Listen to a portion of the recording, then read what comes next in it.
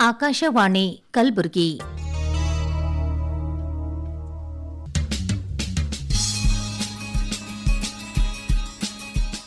ಹೊಸ ಓದು ಪುಸ್ತಕ ಪರಿಚಯದ ಸಾಪ್ತಾಹಿಕ ಕಾರ್ಯಕ್ರಮ.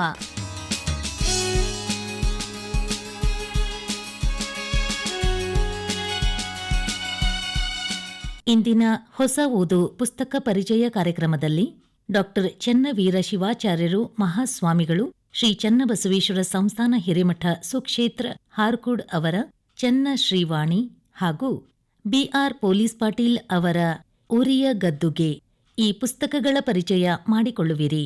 ಪುಸ್ತಕಗಳನ್ನು ಪರಿಚಯಿಸುತ್ತಾರೆ ಡಾಕ್ಟರ್ ಶರಣಬಸಪ್ಪ ವಡ್ಡನಕೇರಿ.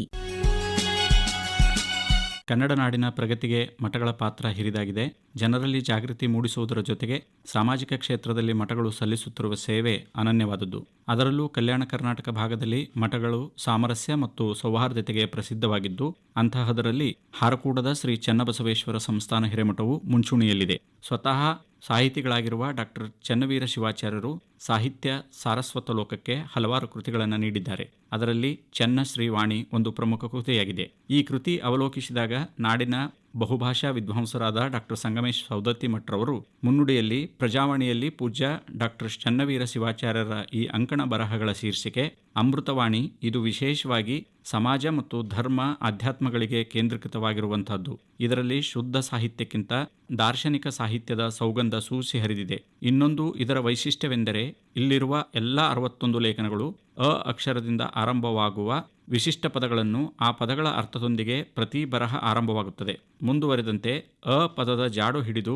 ಒಂದೊಂದೇ ಸಾಮಾಜಿಕ ಧಾರ್ಮಿಕ ವಿಚಾರ ಬಿಚ್ಚಿಕೊಳ್ಳುತ್ತಾ ಸಾಗುತ್ತದೆ. ಕೆಲವು ಸಲ ಪದಾರ್ಥದ ತಾತ್ವಿಕ ಹಿನ್ನೆಲೆ, ಅದರ ಅರ್ಥವಂತಿಕೆಯನ್ನು ಪೂಜ್ಯರು ಹೇಳುತ್ತಾರೆ. ಇಷ್ಟು ಚಿಕ್ಕದಾದ ವ್ಯಾಪ್ತಿಯಲ್ಲಿ ಗಂಭೀರ ತಾತ್ವಿಕ ಅಂಶಗಳನ್ನು ವಿವರಿಸಿರುವ ಪೂಜ್ಯರ ಪ್ರತಿಭೆ ನಮ್ಮನ್ನು ಬೆರಗುಗೊಳಿಸುವಂತಿದೆ. ಮೊದಲನೆಯ ಬರಹದಲ್ಲಿಯೇ ಪೂಜ್ಯರ ಬರವಣಿಗೆಯ ಸ್ವರೂಪ ಮಹತ್ವವನ್ನು ತಿಳಿಯಬಹುದಾಗಿದೆ. ಅಂತರಂಗದೊಳಗಡಗಿದ ಲಿಂಗ ಎಂಬುದು ಈ ಬರವಣಿಗೆಯ ಶೀರ್ಷಿಕೆ. ಅಂಗವೆಂದರೆ ಸಾಮಾನ್ಯರ್ಥದಲ್ಲಿ ಶರೀರ. ಆದರೆ ಭೌತಿಕ ಶರೀರಕ್ಕೆ ಮಹತ್ವ ಬರಬೇಕಾದರೆ ಆ ಶರೀರದಲ್ಲಿನ ಮನಸ್ಸು ಪರಿಶುದ್ಧವಾಗಿರಬೇಕಾಗುತ್ತದೆ. ಆಗ ಚಿತ್ತಶುದ್ಧಿಯಾಗಿ ಶರೀರದಿಂದ ಮಾಡುವ ಎಲ್ಲ ಕಾರ್ಯಗಳು ಸುಗಮ ಶುದ್ಧವಾಗಿ ಜರುಗುತ್ತವೆ.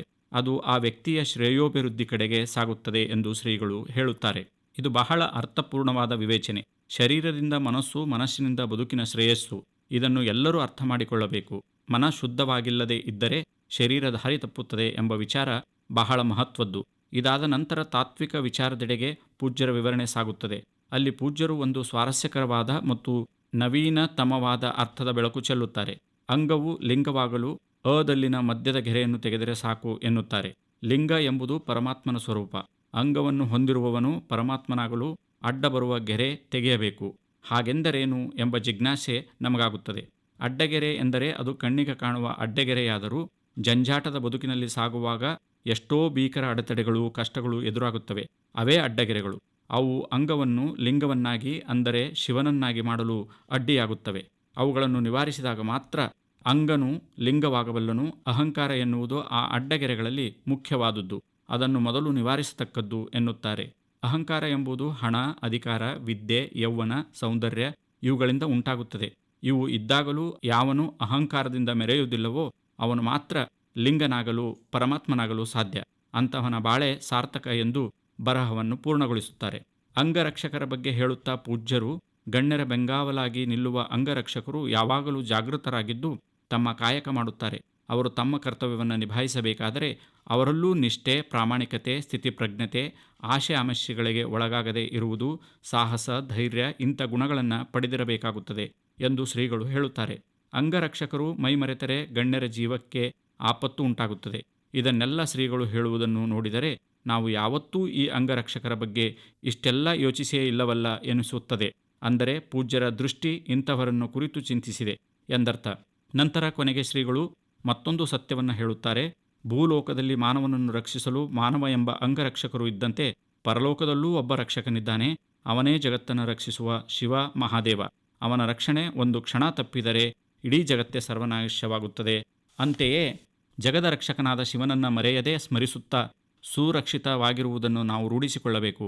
ಆಗ ಮಾತ್ರ ದುರ್ಘಟನೆ, ಅಕಾಲಿಕ ಸಾವಿನಿಂದ ಮುಕ್ತಿ ಪಡೆಯಲು ಸಾಧ್ಯ ಎಂಬ ಸಂದೇಶವನ್ನು ನೀಡುತ್ತಾರೆ.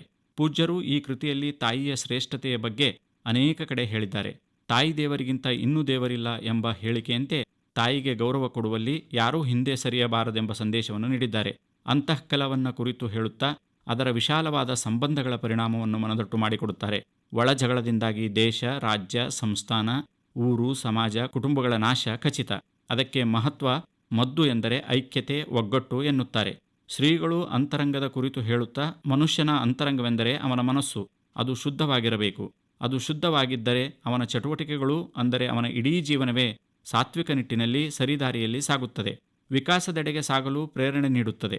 ಬಸವಣ್ಣನವರು ಹೇಳಿದಂತೆ ಕಳಬೇಡ, ಕೊಲಬೇಡ, ಹುಸಿಯ ನುಡಿಯಲು ಬೇಡ, ಮುನಿಯಬೇಡ, ಅನ್ಯರಿಗೆ ಅಸಹ್ಯ ಪಡಬೇಡ, ತನ್ನ ಬಣ್ಣಿಸಬೇಡ, ಇದಿರ ಹಳೆಯಲು ಬೇಡ ಎಂಬ 7 ಸೂತ್ರಗಳನ್ನು ಜೀವನದಲ್ಲಿ ಅಳವಡಿಸಿಕೊಂಡರೆ ಅಂತರಂಗ ಶುದ್ಧಿಯಾಗುತ್ತದೆ, ಅವರ ಜೀವನವೇ ಪಾವನವಾಗುತ್ತದೆ. ಅಂತಹವರು ಯಾವುದೇ ತಪಸ್ಸು ಮಾಡುವ ಅಗತ್ಯವಿಲ್ಲ ಎಂದು ಶ್ರೀಗಳು ಸ್ಪಷ್ಟಪಡಿಸುತ್ತಾರೆ. ಅಂತಿಮ ಸತ್ಯ ಎಂಬ ಬರಹದಲ್ಲಿ ಅಂತಿಮ ಸತ್ಯ ಯಾವುದು ಎಂದು ಕೇಳಿದರೆ ಅದೇ ಮರಣ ಅಥವಾ ಸಾವು. ಸತ್ತ ವ್ಯಕ್ತಿಯ ಜೀವನ ಸಾರ್ಥಕತೆಯನ್ನು ಪತ್ತೆ ಹಚ್ಚಲು ಅವನ ಶವಯಾತ್ರೆಯಲ್ಲಿ ಎಷ್ಟು ಜನ ಸೇರಿದ್ದಾರೆ, ಅವರು ವ್ಯಕ್ತಿಯ ಬಗ್ಗೆ ವ್ಯಕ್ತಪಡಿಸುವ ಅನಿಸಿಕೆಗಳು ಯಾವುವು ಎಂಬುದನ್ನು ನೋಡಬೇಕು ಎಂಬುದನ್ನು ಸನ್ಯಾಸಿಯೊಬ್ಬನಿಗೆ ಭಿಕ್ಷೆ ನೀಡಲು ಬಂದ ಸೇವಕಿಯಿಂದ ಹೇಗೆ ತಿಳಿದುಕೊಳ್ಳುತ್ತಾನೆ ಎಂಬ ಸ್ವಾರಸ್ಯಕರ ಉದಾಹರಣೆಯನ್ನು ಕೊಟ್ಟು ಮನವರಿಕೆ ಮಾಡಿಕೊಟ್ಟಿದ್ದಾರೆ. ಸ್ವರ್ಗ ನರಕಗಳು ನಮ್ಮ ಕರ್ಮಫಲಕ್ಕನುಗುಣವಾಗಿ ಬರುತ್ತವೆ. ಆದರೆ ಜನರು ಸತ್ಕರ್ಮಗಳನ್ನು ಮಾಡಲು ಅವಕಾಶ ಇದ್ದರೂ ದುಷ್ಕರ್ಮದಲ್ಲಿ ತೊಡಗಿ ನರಕಕ್ಕೆ ಹೋಗುತ್ತಾರೆ. ಇನ್ನೊಂದು ಮುಖ್ಯ ಅಂಶ ಎಂದರೆ ಸ್ವರ್ಗ ನರಕಗಳು ಎಲ್ಲಿಯೂ ನಮಗೆ ಕಾಣದ ಸ್ಥಳದಲ್ಲಿ ಇಲ್ಲ, ಅದೆಲ್ಲ ನಮ್ಮ ಕಾಲ್ಪನಿಕ. ಅದರ ಪರಿಕಲ್ಪನೆಯನ್ನು ಹುಟ್ಟುಹಾಕಿದ ಉದ್ದೇಶವೆಂದರೆ ಸತ್ತ ಮೇಲೆ ನರಕಕ್ಕೆ ಹೋಗುತ್ತೇನೆ, ಬಸವಣ್ಣನವರು ಹೇಳಿದಂತೆ ಅಲ್ಲಿ ಚಿತ್ರಹಿಂಸೆಗೆ ಒಳಗಾಗಬೇಕಾಗುತ್ತದೆ ಎಂಬ ಭಯ ಜನರಲ್ಲಿ ಇದ್ದರೆ ಲೌಕಿಕದಲ್ಲಿ ಸತ್ಕರ್ಮದಲ್ಲಿ ತೊಡಗಬೇಕೆಂಬ ಬುದ್ಧಿ ಬರಬಹುದು ಎಂಬುದಷ್ಟೇ ಆಗಿದೆ. ದುಷ್ಕರ್ಮ ಮಾಡಿದವರಿಗೆ ಕಾಲಾಂತರದಲ್ಲಿ ಸಂಕಷ್ಟಗಳು ಎದುರಾಗಿ ತೊಳಲಾಡುವುದು, ಪಶ್ಚಾತ್ತಾಪ ಪಡುವುದು ಕಟ್ಟಿಟ್ಟ ಬುತ್ತಿ. ಹೂವಿನ ಆನಂದ ಎಂಬ ಬರಹದಲ್ಲಿ ಹೂವು ಅಂದವಾಗಿರುತ್ತದೆ, ಸುವಾಸನೆ ಬೀರುತ್ತದೆ, ಆದರೆ ಒಂದೇ ದಿನದಲ್ಲಿ ಬಾಡಿ ಹೋಗುತ್ತದೆ. ಅಷ್ಟಾಗಿಯೂ ಅದರ ಒಂದು ದಿನದ ಬದುಕು ಸಾರ್ಥಕವಾದ ಬದುಕೇ ಆಗಿದೆ. ಹೂವಿನ ಆಯುಷ್ಯ ಅಲ್ಪವಾಗಿದ್ದರೂ ದೇವರ ಶಿರದ ಮೇಲೆ, ಮಾನನೀಯರ ಮುಡಿಯ ಮೇಲೆ, ಗಣ್ಯರ ಭಾವಚಿತ್ರಗಳ ಮೇಲೆ, ಹಬ್ಬ ಹುಣ್ಣಿಮೆಗಳಲ್ಲಿ ಪೂಜೆ ಪುನಸ್ಕಾರಗಳಲ್ಲಿ ಬಳಕೆಯಾಗಿ ತನ್ನ ಸಾರ್ಥಕತೆಯನ್ನು ಸಾರುವುದಿಲ್ಲವೇ? ಹಾಗೆಯೇ ಮನುಷ್ಯರು ಕೂಡ ಅಲ್ಪಕಾಲ ಬದುಕಿದರೂ ಇನ್ನೊಬ್ಬರ ಬದುಕಿಗೆ, ಸಮಾಜಕ್ಕೆ ಒಳ್ಳೆಯ ಕಾರ್ಯ ಮಾಡಿದರೆ ಅದೇ ನಿಜವಾದ ಸಾರ್ಥಕ ಬದುಕು ಎಂದು ಶ್ರೀಗಳು ಹೇಳುತ್ತಾರೆ. ಅಂತಣ ಎಂಬ ಬರಹದಲ್ಲಿ ಪಲ್ಲಕ್ಕಿ ಎಂಬ ಅರ್ಥವುಳ್ಳ ಪದವು ಬಹಳ ವಿಶಾಲವಾದ ಅರ್ಥವನ್ನು ಹೊಂದಿದೆ ಎಂದು ಹೇಳುತ್ತಾ, ಪಲ್ಲಕ್ಕಿ ಪವಿತ್ರವಾದ ಕಾರ್ಯಗಳಲ್ಲಿ ಬಳಕೆಯಾಗುವಂಥದ್ದು. ಗುರುಗಳನ್ನು, ಮಹಾತ್ಮರನ್ನು, ಗೌರವಾನ್ವಿತ ಮಹಾನ್ ವ್ಯಕ್ತಿಗಳನ್ನು, ದೇವರ ವಿಗ್ರಹಗಳನ್ನು, ಪವಿತ್ರ ಗ್ರಂಥಗಳನ್ನು ಪಲ್ಲಕ್ಕಿಯಲ್ಲಿಟ್ಟು ಮೆರವಣಿಗೆ ಮಾಡುತ್ತಾರೆ. ಇದು ಭಕ್ತರು, ಅಭಿಮಾನಿಗಳು, ಹಿರಿಯರಿಗೆ, ಸಾಧಕರಿಗೆ ತೋರುವ ಗೌರವವಾಗಿದೆ. ಪೂಜ್ಯರು ಕೊನೆಗೊಂದು ಮಾತು ಹೇಳುತ್ತಾರೆ: ಕಟ್ಟಿಗೆಯ ಅಂದಣ ಮುರಿದು ಹೋಗಬಹುದು, ಕುಳಿತವರು ಇಲ್ಲವಾಗಬಹುದು, ಆದರೆ ಯಾರು ಸಮಾಜದಲ್ಲಿ ಸದುವಿನಯ, ಸದ್ಭಕ್ತಿ, ಸಮ್ಯಕ ಜ್ಞಾನ ಅಳವಡಿಸಿಕೊಂಡು ಸಮಾಜ ಸೇವೆ ಮಾಡುತ್ತಾರೋ ಅವರು ಜನಸಾಗರದ ಹೃದಯವೆಂಬ ಪಲ್ಲಕ್ಕಿಯಲ್ಲಿ ಚಿರಂಜೀವಿಯಾಗಿ ಬಾಳುತ್ತಾರೆ. ಇದು ಬಹಳ ಒಳ್ಳೆಯ ಸಂದೇಶವಾಗಿದೆ. ಅಕ್ಕಜದಿಂದ ಅವಸಾನ ಎಂಬ ಬರಹದಲ್ಲಿ ಅಕ್ಕಜ ಎಂದರೆ ಹೊಟ್ಟೆಕಿಚ್ಚು. ಇನ್ನೊಬ್ಬರ ಏಳಿಗೆಯನ್ನು ಸಹಿಸದೆ ಅಸೂಯೆಪಟ್ಟರೆ ಅದನ್ನು ಹೊಟ್ಟೆಕಿಚ್ಚು ಅನ್ನುತ್ತಾರೆ.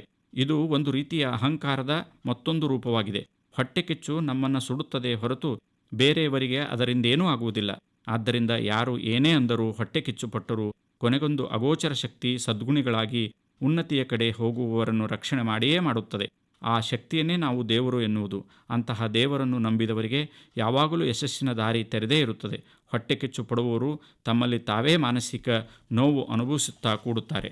ಅಗಲಿಕೆ ಎಂಬ ಬರಹದಲ್ಲಿ ಶ್ರೀಗಳು ಜನಪದ ಹಾಡುಗಳನ್ನು ಉದಾಹರಿಸುತ್ತಾ ಕುಟುಂಬದಲ್ಲಿ ಸಂತಸ ನೆಲೆಸಲು ಅಗಲಿಕೆ ಇಲ್ಲದೇ ಕೂಡಿ ಬಾಳಬೇಕು ಎನ್ನುತ್ತಾರೆ. ಅಗುರು ಎಂಬ ಬರಹದಲ್ಲಿ ಮರ, ಗಿಡ, ವೃಕ್ಷಗಳು ಮನುಷ್ಯನಿಗೆ ದೇವರಿಂದ ಸೃಷ್ಟಿಯ ಮೂಲಕ ದೊರೆತ ಅಮೂಲ್ಯ ವರವಾಗಿದೆ. ಅವು ಇಲ್ಲದಿದ್ದರೆ ಜೀವನವೇ ಅಸ್ತವ್ಯಸ್ತವಾಗುತ್ತದೆ ಎನ್ನುತ್ತಾರೆ. ಹೀಗೆ ಪೂಜ್ಯರು ವಿವೇಚಿಸದೇ ಇರುವ ವಿಷಯಗಳೇ ಇಲ್ಲವೆನ್ನಬಹುದು.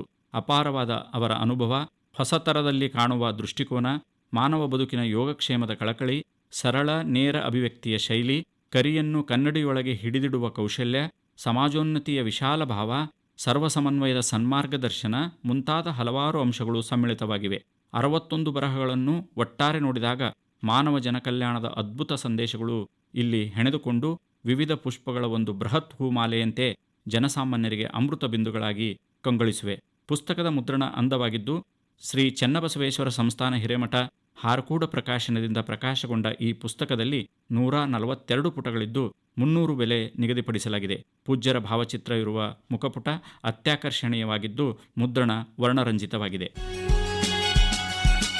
ವೃತ್ತಿಯಲ್ಲಿ ಇಂಗ್ಲಿಷ್ ಪ್ರಾಧ್ಯಾಪಕರಾಗಿದ್ದುಕೊಂಡು ಪ್ರವೃತ್ತಿಯಲ್ಲಿ ಸಾಹಿತಿಗಳಾಗಿರುವ ಪ್ರೊಫೆಸರ್ BR ಪೊಲೀಸ್ ಪಾಟೀಲ್ ಅವರು ನಾಡು ಕಂಡ ಅಪರೂಪದ ಬರಹಗಾರರು. ಕನ್ನಡ ಸಾಹಿತ್ಯ ಸಾರಸ್ವತ ಲೋಕಕ್ಕೆ ಹಲವಾರು ನಾಟಕ, ಕಾದಂಬರಿ ನೀಡುವುದರ ಮೂಲಕ ಓದುಗರ ಮನಸ್ಸನ್ನು ಗೆದ್ದ BR ಪೊಲೀಸ್ ಪಾಟೀಲ್ ಅವರು ಡಾಕ್ಟರ್ ತೋಂಟದ ಸಿದ್ಧಲಿಂಗ ಮಹಾಸ್ವಾಮಿಗಳ ಜೀವನ ಆಧಾರಿತ ಉರಿಯ ಗದ್ದುಗೆ ಎನ್ನುವ ಕಾದಂಬರಿಯನ್ನು ಕನ್ನಡ ಸಾರಸ್ವತ ಲೋಕಕ್ಕೆ ಅರ್ಪಿಸಿದ್ದಾರೆ. ಉರಿಯ ಗದ್ದಿಗೆ ಕಾದಂಬರಿಯನ್ನ ಅವಲೋಕಿಸಿದಾಗ ಈ ಕಾದಂಬರಿಯಲ್ಲಿ 69 ಶೀರ್ಷಿಕೆಗಳಿದ್ದು, ಬುಕ್ ಬ್ರಹ್ಮದ ಸಂಪಾದಕರಾದ ಶ್ರೀ ದೇವು ಪತ್ತಾರ್ ಅವರು ತಮ್ಮ ಮುನ್ನುಡಿಯಲ್ಲಿ ಲಾವಣಿಗಳ ಮೂಲಕ ಜನಪ್ರಿಯರಾಗಿರುವ ಕವಿ, ಲೇಖಕ ಬಾಪುಗೌಡ ಪೊಲೀಸ್ ಪಾಟೀಲರು ನೂರಾರು ನಾಟಕಗಳ ಮೂಲಕ ರಂಜಿಸಿದವರು. ಅವರಿಗೆ ಗದ್ಯ ಮತ್ತು ಪದ್ಯಗಳೆರಡೂ ನೀರು ಕುಡಿದಷ್ಟೇ ಸರಳ ಮತ್ತು ಸರಾಗ.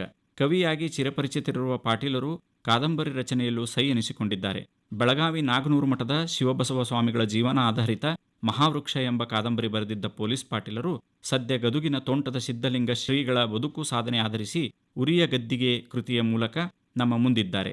ನಾಗನೂರು ಶ್ರೀಗಳ ಬದುಕನ್ನು ಕಣ್ಣಿಗೆ ಕಟ್ಟುವ ಹಾಗೆ ಚಿತ್ರಿಸಿದ್ದ ಪಾಟೀಲರ ಪದಕುಂಚವು ಸಿದ್ಧಲಿಂಗ ಶ್ರೀಗಳ ಕುರಿತ ಬರವಣಿಗೆಯಲ್ಲೂ ಹೃದಯಂಗಮವಾಗಿದೆ.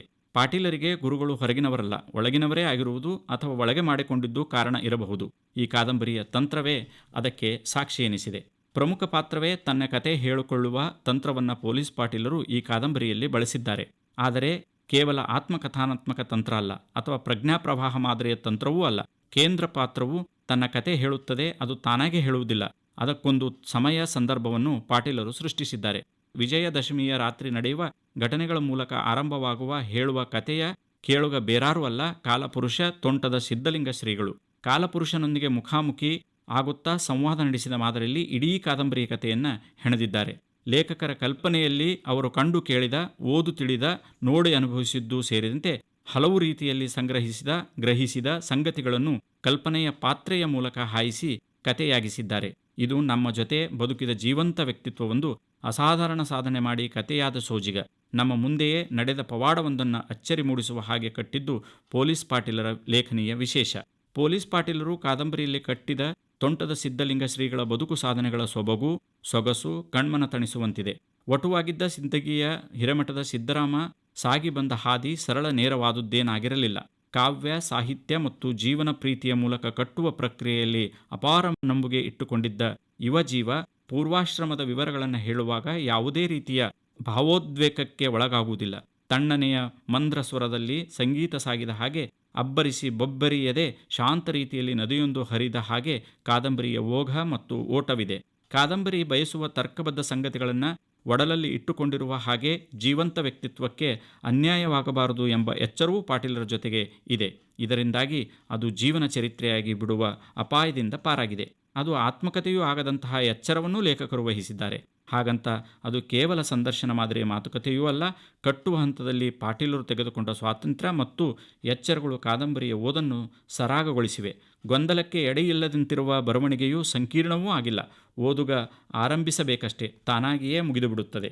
ಈ ಕೃತಿ ಉದ್ದಕ್ಕೂ ಲೇಖಕರೇ ಹೇಳಿಕೊಂಡಂತೆ ಈ ಕೃತಿಯ ಶೀರ್ಷಿಕೆಯ ಕಾರಣವೇನು ಎಂಬುದು ಕುರಿತು ನೋಡಿದಾಗ, ಶ್ರೀಗಳು ಕನಸಿನಲ್ಲಿ ಬಂದು ಸೂಚಿಸಿದಂತೆ ನಾನು ಏರಿದ್ದು ಜಗದ್ಗುರು ಪೀಠವಲ್ಲ, ಉರಿಯ ಗದ್ದುಗೆ ಎಂಬುದು ಸಮಕಾಲೀನ ಜಗದ್ಗುರುಗಳೊಬ್ಬರ ಕುರಿತು ಬರೆಯುವುದು ಸುಲಭದ ಮಾತಲ್ಲ. ಇಲ್ಲಿ ಕಟ್ಟುಕತೆಗೆ ಆಸ್ಪದವಿಲ್ಲದೆ ವಾಸ್ತವ ಅಂಶಗಳು ನಿಖರವಾಗಿರಬೇಕು. ಹೀಗಾಗಿ ಈ ಕೃತಿಯ ನಾಯಕ ಸಾಧಾರಣ ಮನುಷ್ಯರೂ ಅಲ್ಲ, ಆ ಕಡೆ ದೇವರೂ ಅಲ್ಲದ ಸಂದಿಗ್ಧ ಪರಿಸ್ಥಿತಿಯಲ್ಲಿ ಒಬ್ಬ ವ್ಯಕ್ತಿ ಮಠಾಧೀಶನಾಗಿರುವುದು ಅಷ್ಟು ಸುಲಭವಲ್ಲ ಎಂಬುದು ಶ್ರೀಗಳ ಬದುಕೇ ಸಾಕ್ಷಿಯಾಗಿದೆ. ಸಂಘರ್ಷ, ಸಮಸ್ಯೆ, ಕಲ್ಯಾಣಗಳ ಬೆಂಕಿಯಲ್ಲಿ ಹಾಯ್ದು ಪೆಟ್ಟು ತಿಂದು ಹೊರಬಂದಾಗಲೇ ಸಾಮಾನ್ಯ ಲೋಹ ಹರಿತವಾದ ಆಯುಧವಾಗಿರುವಂತೆ ನಿರಸ ನಿರೂಪಣೆಗಿಂತ ವಿಭಿನ್ನವಾದ ಕಥಾನಕವನ್ನು ಸೃಷ್ಟಿಸಲು ಕೆಲ ಕಾಲ್ಪನಿಕ ಪಾತ್ರಗಳ ಮೂಲಕ ಅವರ ಚಿಂತನೆಗಳು, ಪ್ರಖರತೆ, ಸಾಮಾಜಿಕ ಕಾಳಜಿ, ಜ್ಞಾನದ ವಿಸ್ತಾರ, ವಿರಾಟ ರೂಪದ ಅನಾವರಣ ಈ ಕೃತಿಯಲ್ಲಿ ಇದೆ. ಶ್ರೀಗಳು ಭಕ್ತರೊಡನೆ ಚರ್ಚಿಸುತ್ತಿದ್ದ ವಿಷಯಗಳು ಕೇವಲ ಆಧ್ಯಾತ್ಮಿಕವಾಗಿರದೆ ಹಲವಾರು ವಿಷಯಗಳ ಬಗೆಗೂ ಚರ್ಚಿಸಿ ಅನೇಕ ಸಮಸ್ಯೆಗಳಿಗೆ ಪರಿಹಾರ ಸೂಚಿಸುತ್ತಿದ್ದರು. ಹೀಗಾಗಿ ಅವರ ಬದುಕು ಒಂದು ಆದರ್ಶಮಯವಾಗಿದೆ. ವಿಜ್ಞಾನ, ತಂತ್ರಜ್ಞಾನ, ಕೃಷಿ, ತೋಟಗಾರಿಕೆ, ಸಾವಯವ ಕೃಷಿ, ಪಶುಸಂಗೋಪನೆ, ಯೋಗ, ಆಯುರ್ವೇದ, ಆರೋಗ್ಯದ ಸಂಬಂಧ ಸಮಸ್ಯೆಗಳು, ವರದಕ್ಷಿಣೆ ಸಮಸ್ಯೆಗಳು, ಸರಳ ಮದುವೆಗಳು, ಸಂಪ್ರದಾಯ, ಕಂದಾಚಾರಗಳು ಇಂತಹ ಅನೇಕ ವಿಚಾರಗಳಿಗೆ ಸ್ಪಂದಿಸಿ ಸಮಸ್ಯೆ ಎಂದು ಬಂದವರ ಪಾಲಿಗೆ ಭಗವಂತರಾಗಿ ಬಿಡುತ್ತಿದ್ದರು. ಶ್ರೀಗಳು ಸಾಮಾನ್ಯವಾಗಿ ಮನುಷ್ಯರಂತೆ ಹಸಿವು, ನಿದ್ರೆ, ಸಿಟ್ಟು, ಕೋಪ, ತಾಪ, ಬಿಗುಮಾನ, ಅವಮಾನ ಇವೆಲ್ಲವುಗಳಿದ್ದರೂ ಅತ್ಯಂತ ತಾಳ್ಮೆಯಿಂದಿದ್ದು ಅವುಗಳನ್ನು ಮೆಟ್ಟಿ ನಿಂತು ಮಹಾನುಭಾವರಾಗಿದ್ದಾರೆ. ಬಹುಮುಖ ವಿಶಿಷ್ಟ ವ್ಯಕ್ತಿತ್ವ ಹೊಂದಿದವರು, ಪ್ರತಿಯೊಂದನ್ನೂ ಪ್ರಾಯೋಗಿಕ ನೆಲೆಯಲ್ಲಿ ವಿಚಾರಿಸುತ್ತಿದ್ದರೂ ಅವರ ಔದಾರ್ಯ, ಪಾಂಡಿತ್ಯ, ಮಾನವೀಯ ಕಾಳಜಿಯನ್ನು ಹೊಂದಿದ ಅವರ ಬದುಕನ್ನು ಕೃತಿಯಲ್ಲಿ ಬಹಳ ವಿಶಿಷ್ಟವಾಗಿ ಲೇಖಕರು ನಿರೂಪಿಸಿದ್ದಾರೆ. 69 ಲೇಖನಗಳಲ್ಲಿ ಶ್ರೀಗಳ ಜೀವನವನ್ನು, ಜೀವನ ಸಾರವನ್ನು ಹಿಡಿದಿಟ್ಟುದು ಪ್ರತಿಯೊಂದು ಲೇಖನವೂ ಮನಮುಟ್ಟುವಂತಿದೆ. ಕೃತಿಯು ಮುದ್ರಣ ಅಂದವಾಗಿದ್ದು ಬನಹಟ್ಟಿಯ ವಾತ್ಸಲ್ಯ ಪ್ರಕಾಶನದಿಂದ 2024ರಲ್ಲಿ ಮುದ್ರಣಗೊಂಡಿದ್ದು, ಈ ಕೃತಿ ಒಂದೇ ವರ್ಷದಲ್ಲಿ 2 ಮುದ್ರಣಗಳನ್ನು ಕಂಡಿದ್ದು ವಿಶೇಷ. ಈ ಕೃತಿಯಲ್ಲಿ 374 ಪುಟಗಳಿದ್ದು ₹360 ಬೆಲೆ ನಿಗದಿಪಡಿಸಲಾಗಿದೆ. ಇದುವರೆಗೆ ಹೊಸ ಓದು ಪುಸ್ತಕ ಪರಿಚಯ ಕಾರ್ಯಕ್ರಮದಲ್ಲಿ ಡಾಕ್ಟರ್ ಚೆನ್ನವೀರ ಶಿವಾಚಾರ್ಯರು ಮಹಾಸ್ವಾಮಿಗಳು, ಶ್ರೀ ಚನ್ನಬಸವೇಶ್ವರ ಸಂಸ್ಥಾನ ಹಿರೇಮಠ ಸುಕ್ಷೇತ್ರ ಹಾರ್ಕೋಡ್ ಅವರ ಚೆನ್ನ ಶ್ರೀವಾಣಿ ಹಾಗೂ ಬಿಆರ್ ಪೊಲೀಸ್ ಪಾಟೀಲ್ ಅವರ ಉರಿಯ ಗದ್ದುಗೆ ಈ ಪುಸ್ತಕಗಳ ಪರಿಚಯ ಮಾಡಿಕೊಂಡಿರಿ. ಪುಸ್ತಕಗಳನ್ನು ಪರಿಚಯಿಸಿದವರು ಡಾಕ್ಟರ್ ಶರಣಬಸಪ್ಪ ವಡ್ಡನಕೇರಿ.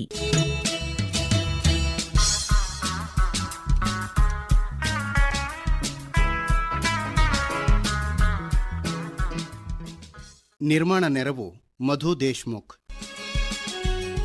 ನಿರ್ಮಾಣ ಶಾರದಾ ಜಂಬಲ್ದಿನ್ನಿ. ಹೊಸ ಓದು ಪುಸ್ತಕ ಪರಿಚಯ ಕಾರ್ಯಕ್ರಮ ಪ್ರಸಾರವಾಯಿತು.